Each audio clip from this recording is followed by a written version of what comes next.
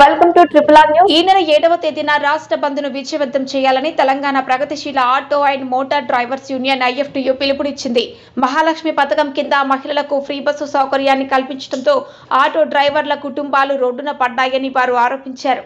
నిజామాబాద్ నగరంలో IFTU జిల్లా కార్యదర్శి ఆటో యూనియన్ నాయకులు M శివకుమార్ మాట్లాడుతూ గత అసెంబ్లీ ఎన్నికల్లో ఆటో డ్రైవర్లకు మరియు లైట్ మోటార్ వెహికల్ డ్రైవర్లకు ప్రతి ఒక్కరికి 15,000 రూపాయల జీవనాభృతి ఇస్తామని కాంగ్రెస్ పార్టీ హామీ ఇచ్చిందని, కానీ ఇంతవరకు అమలు చేయలేదని, తక్షణమే భృతి చెల్లించాలని వారు డిమాండ్ చేశారు. మహాలక్ష్మి పథకం కింద మహిళలకు ఫ్రీ బస్సు సౌకర్యాన్ని కల్పించడం ద్వారా ఆటో డ్రైవర్ల ఆదాయం దెబ్బతిన్నదని, దాని ఫలితంగా ఆటోల కుటుంబాలు రోడ్డున పడ్డాయని ఆయన ఆవేదన వ్యక్తం చేశారు. పలు రకాల ఆంక్షలు పెట్టి ఆటో డ్రైవర్లను RTA అధికారులు ఇబ్బంది పెడుతున్నారని, కొందరు యూనియన్ నాయకులమనే పేరుతో పైరవీలు చేస్తూ ఆటో డ్రైవర్లను వేధిస్తున్నారని, ప్రభుత్వం తక్షణమే చర్యలు తీసుకోవాలని డిమాండ్ చేస్తూ డిసెంబర్ 7న జరిగే రాష్ట్ర వ్యాప్త బంద్ను విజయవంతం చేయాలని ఆటో డ్రైవర్లను మరియు ఓనర్లను కోరారు. కార్యక్రమంలో సాయి కుమార్, ప్రసాదు, షబ్బీర్, ఇర్ఫాన్, సలీం, గంగాప్రసాద్, మహమ్మద్, రాజు తదితరులు పాల్గొన్నారు.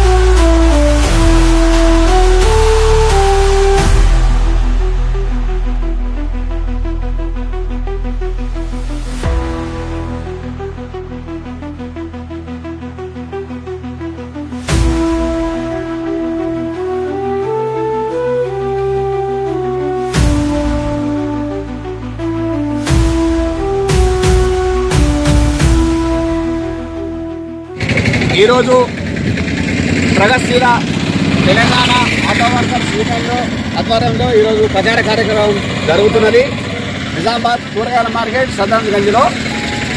ఎందుకంటే ఈరోజు మహాలక్ష్మి పథకం కింద రేవంత్ రెడ్డి రాష్ట్ర ప్రభుత్వం ఏదైతే ఫ్రీ బస్సులు తీసుకొచ్చేసి ఈరోజు గూడ్స్ కానీ ప్యాసింజర్ కానీ ఆటోలందరి మీద పెద్ద భారం వేసేసింది. ఈరోజు ఏదైతే ఆటో నడిపే కార్మికులకు ఈరోజు పని లేకుండా అయిపోయింది.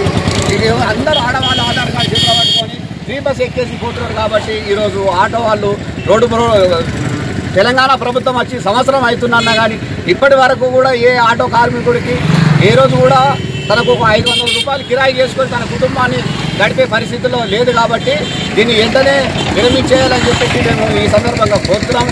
అదేవిధంగా ఈ నెల డిసెంబర్ 7 తారీఖు నాడు రాష్ట్ర వ్యాప్తంగా ఆటో వర్కర్స్ మొత్తం ఆటోలన్నీ అందరూ పిలుపునిచ్చింది. కాబట్టి అందులో భాగంగా ఇక్కడ తెలంగాణ రాష్ట్ర ప్రభుత్వం ఉన్నటువంటి ఆల్ ఆటో డ్రైవర్లు అందరూ కలిసి ఈ నెల జరిగే 7వ తారీఖు నాడు సమ్మెలో అందరూ పెద్ద ఎత్తున పాల్గొని ఈ ఏదైతే ర్యాలీ ధర్నా కార్యక్రమం ఉన్నదో దాన్ని విజయవంతం చేయాలని ఈ సందర్భంగా కోరుతున్నాము. అదేవిధంగా కేంద్ర ప్రభుత్వం ఏదైతే మోడీ ప్రభుత్వం ఆటోల మీద ఒకటి తీసుకొచ్చినటువంటి ఏదైతే ఉన్నదో ఆ చట్టాన్ని వెనక్కి తీసుకోవాలని ఈ సందర్భంగా కోరుతున్నాము. ఇంకో విషయం ఏంటంటే ఇక్కడ నడిపిస్తున్నటువంటి ఆటో వాళ్ళందరూ కూడా అందరూ కిరాయి ఇళ్లలోనే ఉన్న వాళ్ళు మాత్రమే ఉన్నారు.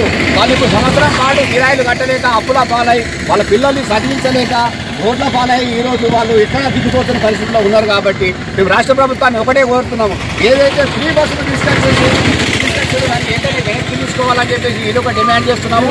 అదేవిధంగా ఆటో నడిపిస్తున్నటువంటి కార్మికులకు సంవత్సరానికి 12,000 రూపాయలు పెన్షన్ రూపంలో ఇస్తామని చెప్పారు.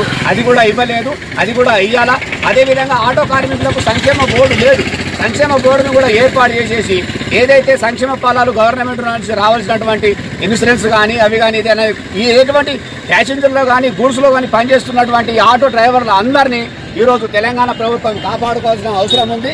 ఎందుకంటే కొన్ని లక్షల కుటుంబాలు ఇలా రోడ్ల పడ్డాయి. అందులో సందర్భంగానే కార్మికుల కష్టాలన్నింటినీ మీరు ఈరోజు అందరినీ ఆదుకోవడానికే అని చెప్పేసి ఈ 7 తారీఖు నాడు బంద్ను పిలుపునివ్వడం జరుగుతుంది. కాబట్టి రాష్ట్ర ప్రభుత్వాన్ని కోరేది ఎక్కడమైంది. ఎందుకంటే ఇక్కడ ఉన్నటువంటి కార్మికులంతా లేని వాళ్ళే ఉన్నారు. కాబట్టి ఈ అర్హులైనటువంటి ఎవరైతే ఇల్లు లేనటువంటి ఆటో కార్మికులు ఉన్నారో వాళ్ళందరికీ డబల్ బెడ్రూమ్లు వెంటనే ఇచ్చేసి ఈ ఏదైతే ఫ్రీ బస్సు ఏదైతే తీసుకొచ్చిందో దాన్ని వెంటనే వెనక్కి తీసుకొని ఆటో కార్మికులకు అందరికీ న్యాయం చేయాలని చెప్పేసి ఈ ఐఎఫ్యూ అనుబంధంగా ఉన్నటువంటి మా ప్రగతిశీల ఆటో వర్కర్స్ యూనియన్ ఏదైతే ఉందో దాన్ని మా ఏదే విధంగా నడిచేటట్టు అన్ని కుటుంబాలని ఆదుకుంటారని ఈ సందర్భంగా మేము రేవంత్ రెడ్డి మన కాంగ్రెస్ తెలంగాణ ప్రభుత్వాన్ని ఈ సందర్భంగా కోరుతున్నాం.